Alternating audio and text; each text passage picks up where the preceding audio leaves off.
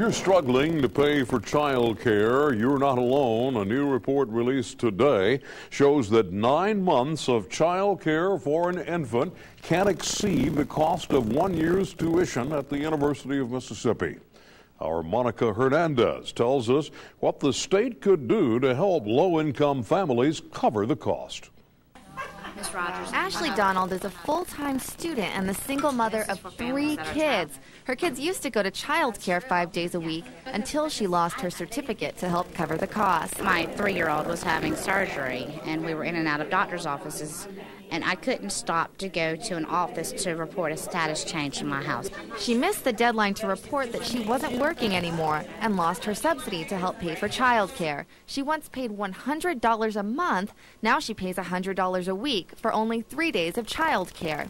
I understand they give you a time limit on reporting a status change, but they also needed to look at what was going on if they could look at what's going on in a family. Donald's not the only one who lost her certificate for child care. The Child Care Development Fund should cover all families that make 85% or less of the state's median income. But many families who should qualify say they're being turned away despite meeting all the requirements. My phone's been ringing off the hook with people who don't understand why they were all of a sudden cut off.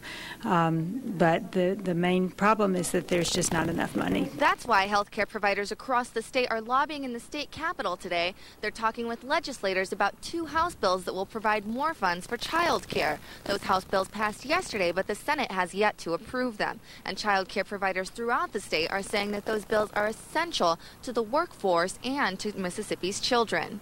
The Mississippi Economic Policy Center introduced a report today suggesting ways the state could help fund child care programs. Over the last couple of years, Mississippi has not used between $19.5 and $30 million available federal dollars to support efforts to get and keep Mississippians working.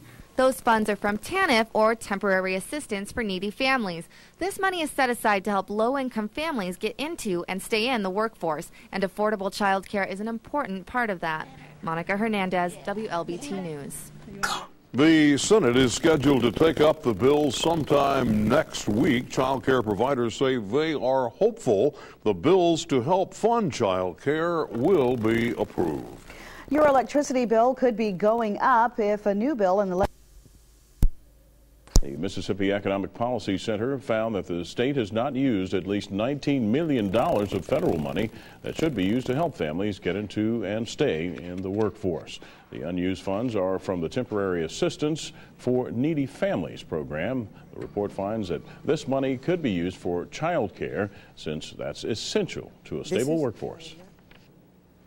When we increase child care, we increase workforce participation. When we increase workforce participation, we strengthen our economy, it strengthens our tax base. It allows us to move forward as a state. The House passed 2 bills yesterday that will help allocate the unused funds. Child care advocates hope the funds will go towards child care. The Senate will look over the bills next week. Governor Haley